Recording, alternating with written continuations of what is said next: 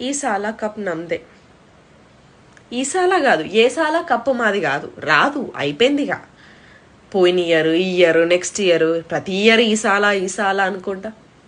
సాలా మాకు పెట్టింది.